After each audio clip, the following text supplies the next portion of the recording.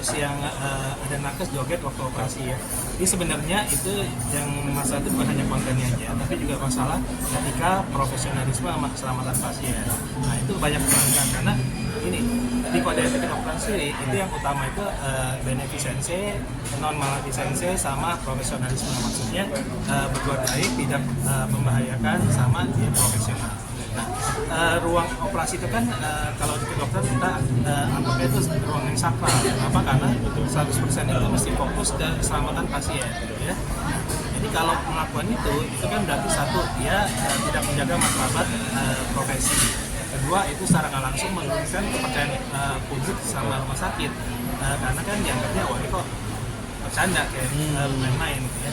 Terus itu juga bahaya, kenapa? Karena bisa mengganggu keseriusan sama konsentrasi fokus dari tim medis. Nah, itu dari etika kedokteran. Nah, dari etik profesi itu juga pengaruh. Jadi dari kode etik profesi di dokter ada kode etik kedokteran, kode ki, ada juga kode etik keperawatan. Itu sama. Jadi tidak boleh melakukan tindakan yang tidak relevan dalam pelayanan kesehatan.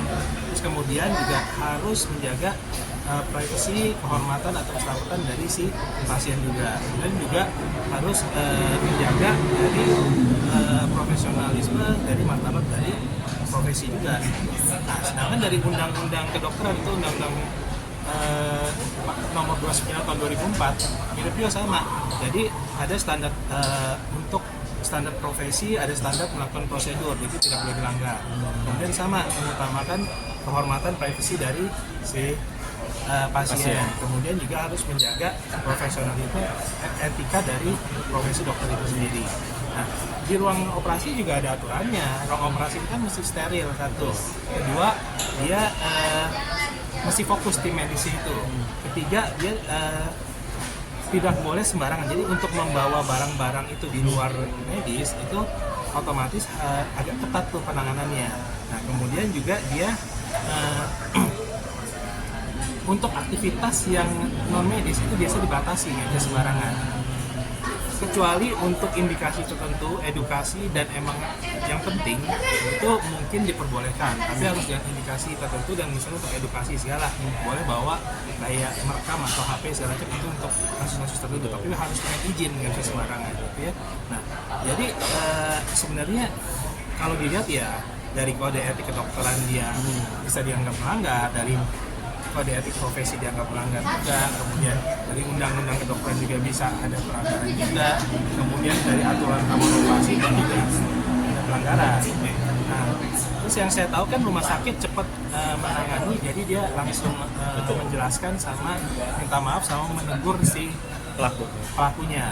Nah, itu menurut saya udah benar. Kenapa? Karena itu sebagai tanggung jawab rumah sakit terhadap pasien sebenarnya ya. Nah, jadi kalau ditanya intinya gini, konten kreatif itu sih menurut saya boleh-boleh aja. Tapi yang penting tidak boleh kehilangan empati, satu.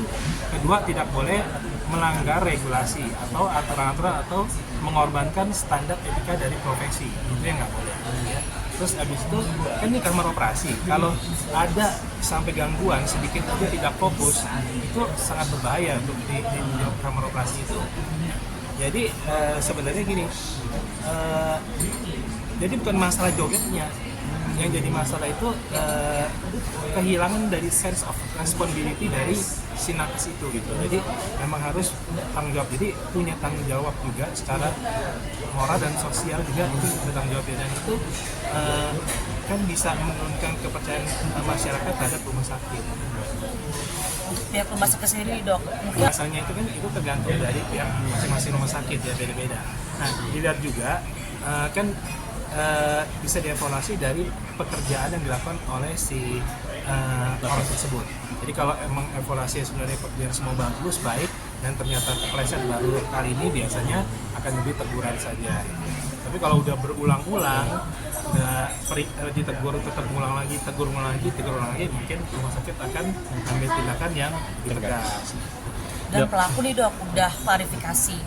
Jadi kalau ditanya bagaimana pendapat saya, dan dari si pelaku sendiri kan sudah menjelaskan, klarifikasi juga udah minta maaf juga ya. Betul. Dan emang dia mengakui kesalahan dia udah minta maaf. Nah, tadi mungkin dipikir itu sekarang lagi tren semuanya berlomba-lomba untuk biar eksis gitu ya, biar dikenal masyarakat, terus biar mungkin niatnya dia untuk mempromosikan rumah sakitnya, atau dia mikir ini akan lebih banyak orang melihat, kemudian akan membawa nama rumah sakit lebih besar, tapi cara-caranya itu ternyata nggak benar gitu. Jadi apa yang kita lakukan itu kayak gini, niatnya baik tapi belum tentu benar. Jadi kalau niat yang benar itu harus baik dan benar ya. Nah, kalau menurut saya gini, mau dia melakukan niatnya mau pamor atau mau isu politik segala macam itu setiap orang punya pendapat masing-masing. Tapi yang pasti tadi ada kode etik kedokteran, ada kode etik profesi, ada undang-undang kedokteran, ada juga aturan rumah sakit. Nah, itu semua regulasi yang tidak boleh dilanggar. Jadi walaupun dia tujuannya niatnya kemana, tapi kalau regulasinya dilanggar, tetap itu akan timbul masalah gitu. Nah, karena fokusnya rumah sakit semua, kamar operasi, rumah sakit fokusnya itu 100% ke keselamatan si pasien. Jadi kalau sampai dia ngelakuin hal yang seperti itu satu tadi otomatis takutnya bisa mengganggu konsentrasi. Terus habis itu jangan lupa itu kan kamar mesti steril, ya kan? Nah, terus ada juga haknya si pasien, mesti dijaga privasinya, kehormatannya, kerasan pasien juga harus dihormati, dijaga. Jadi nggak bisa dia sembarangan seperti itu. Dok, dan akhirnya yang seperti yang bilang, pelaku nakes tersebut klarifikasi dan minta maaf yang seperti tadi bilang, dia tidak ada niatan politik apapun, dia joget begitu, dia hanya sebagai ibaratnya hanya dia bisa bilang hilaf juga, dan akhirnya pihak rumah sakit juga sudah menegurnya, sudah memanggilnya juga. Ini bisa dibilang apa sebegitunya Dok, harus seviral itu, harus ibaratnya sampai di ruang operasi gitu, Bapak ya, sampai dokternya sebagai yang sesama profesi lah, nggak di tempat yang lain gitu maksudnya gitu. Itu tadi. Jadi mau apapun alasannya tetap itu kan tadi buat kita yang mau tim medis, untuk dokter yang melakukan operasi, ruang operasi itu emang sakral. Jadi kalau bukan untuk indikasi tertentu yang penting, edukasi dan sebagainya, untuk merekam pun itu mesti ada izinnya, mesti SOP-nya jelas dan ketat. Nah, apalagi kalau misalnya emang niatnya untuk biar supaya viral ya, terus biar dikenal orang, biar dengan cara joget-joget kayak gitu. Nah, mungkin aja tim medisnya saat itu tetap fokus, dia nggak ke distract. Nah, tapi kalau misalnya tiba-tiba tim medisnya ada yang salah satu misalnya dia terpengaruh atau fokusnya hilang, itu akan mempengaruhi jalannya operasi. Karena hal sekecil apapun itu bahaya untuk keselamatan si pasien gitu. Nah, ini kan urusannya bukan urusan cuman pekerjaannya berhubungan dengan alat, dengan konten segala. Ini berhubungan dengan nyawa manusia. Jadi yang paling penting itu urusannya dengan nyawa manusia, dan itu yang harus dijaga. Keselamatan pasien 100% itu nomor satu.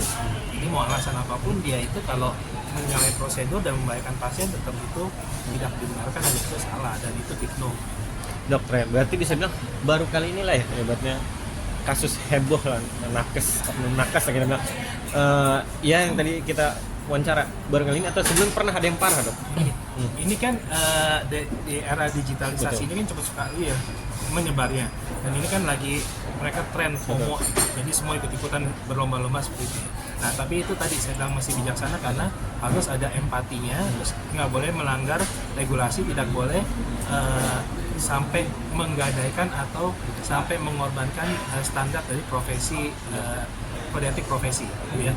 Nah, kalau ditanya apakah ada kejadian dulu, nah mungkin dulu juga ada, tapi nggak seviral ini ya. Dan mungkin juga gini, jangan salah, ada beberapa kayak teman-teman kolega yang waktu melakukan operasi mereka menyalakan lampu misalnya.